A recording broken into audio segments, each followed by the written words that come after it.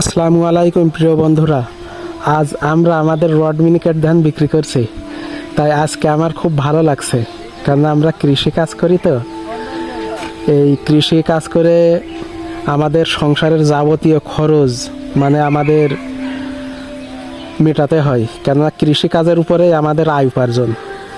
কৃষিকাজে যদি আমাদের লস হয়ে যায় তাহলে সংসার খরচা করতে আমাদের সমস্যা হয়, আর কৃষিকাজে যদি ভালো লাভ হয় তাহলে আমাদের অনেক ভালো লাগে, আনন্দ হয়।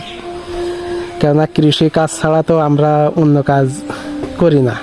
যারা চাকরি বাকরি করেন, যাদের অনেক জমি জায়গা আছে, তাদের অন্যান্য দিক থেকে আরও অনেক উপার্জন হয়, তাদের ভালো। কিন্তু আমরা শুধু কৃষির উপরেই। তবে এই ধান বিক্রি করার সময় এই যে ভাইরা কাজ করছে, এই ভাইরা কিন্তু অনেক পরিশ্রম করছে, কারণ এই লেবারি কাজ করা কিন্তু অনেক কষ্ট, অনেক খাটনি এই কৃষি কাজের থেকেও। তবে এই লেবারি কাজে যে পরিশ্রম আর যে কষ্ট, সেই হিসেবে কিন্তু মজুরি দেন না, আমি যা বুঝলাম। কারণ এক বস্তা ধান এরকম এইগুলা থেকে পিড়ে ওজন করে দিলে মাত্র 10 টাকা 12 টাকা দেয়, আর 15 টাকা 18 টাকা দিলে ঠিক হতো। আর এই যে আমাদের বাড়ি থেকে বইয়াবার যে টিরাকে উঠাবে, ওটায় আপনার ওই 5 টাকা দেবে বস্তা। ওইটায় যদি 8-10 টাকা 12 টাকা দিত তাও হইতো। কিন্তু এইরকম দিলে এই লেবাররা দুর্বল হয়ে যায়।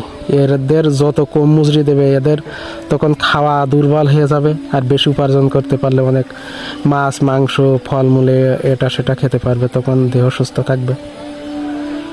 তা আজকে আমরা এই যে ধান বিক্রি করছি, এই ধানের পিছনে কিন্তু অনেক খরচ হয়।